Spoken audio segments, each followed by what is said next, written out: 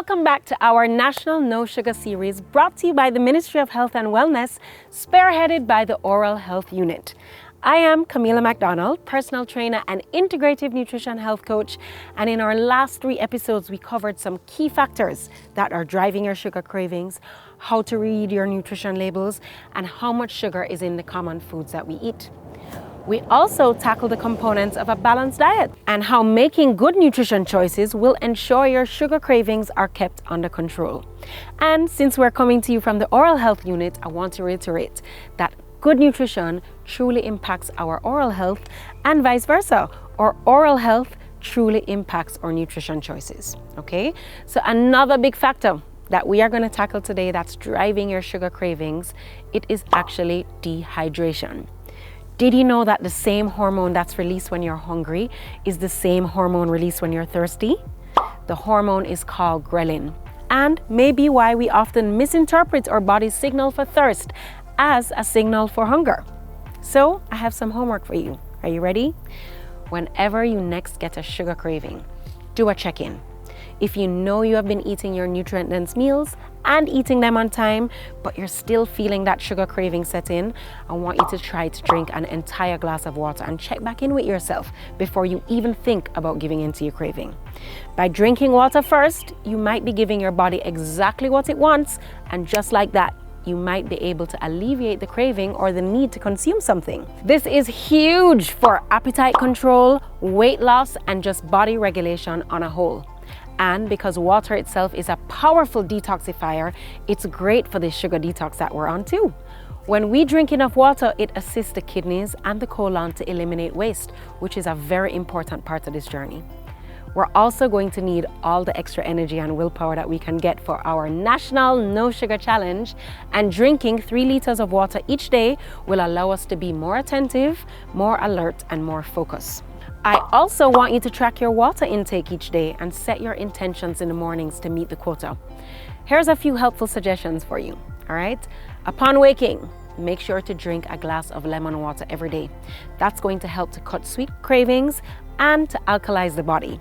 I also want you to carry a large BPA-free water bottle around, all right? And calculate how many times you're going to need to fill it up to get 3 liters of water throughout the day, and sip it throughout the day. This is mine, and mine is already 3 liters, all right? So this is so helpful to have. Then I want you to also drink herbal tea instead of coffee and alcohol, which actually both dehydrate you. Enjoy fruit, veggie, and herb-infused water to spice up your water drinking journey.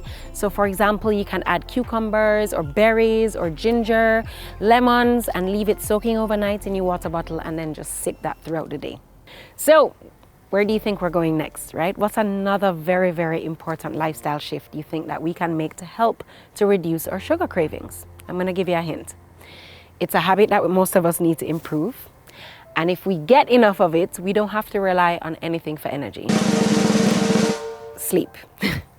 Even with the best intentions to make healthy choices, we all know how we feel if we haven't had enough sleep.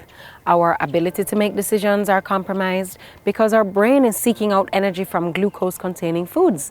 In fact, poor sleep actually lowers our brain activity in the section that is responsible for rational thinking and controlled decisions, and ramps up the pleasure and reward centers of our brain to desire high-calorie, high-sugar foods. So poor sleep, which is anything less than 6 hours, also impacts our hormones, decreasing the hormone that tells your brain that you are full and happy, which is leptin, and increase your hunger hormone, remember that's ghrelin, and no matter how much you eat, your appetite will somehow never be satisfied. Isn't that crazy?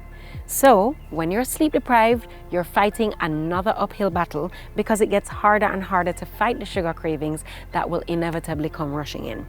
So I want us to come out of this series completely transformed. Try to get a minimum of 7 hours of sleep every night. This might sound hard, but if you want to feel better, look better, have more energy, and fewer sugar cravings, you need to put your sleep first. All right, so here's what I want us to focus on. Let's all work on better time management to allow you to start winding down by about 9:30 p.m. or 10 p.m. each night. And even if you aren't perfect all the time, simply just being conscious of this will help. It's also really helpful to develop a nighttime routine. right? Our kids aren't the only one who need this, okay? If you have found strategies that have helped you, share with us in the comments below. For me, I like to make my anti-inflammatory tea at night and using that time to just journal and reflect on the day and make peace with it. Then I do a guided meditation specifically designed for sleep, sometimes only just for a few minutes. And afterwards, I'm out like a log until the morning. I'd love for you to share your sleep routine. It's also helpful to ensure your bedroom is dark, cool, and gadget-free, okay? So try to charge your phone on the opposite end of the room to avoid the temptation to use it. And really make an effort to avoid scrolling mindlessly on social media before bed. Try to get outside in natural sunlight for at least 30 minutes in the day. And among other things, this is going to help to support your circadian rhythm. And I really want you to track your sleep hours during the next few weeks. Use this time to observe what your sleep patterns are and how much sleep you're actually getting. This will be a powerful exercise.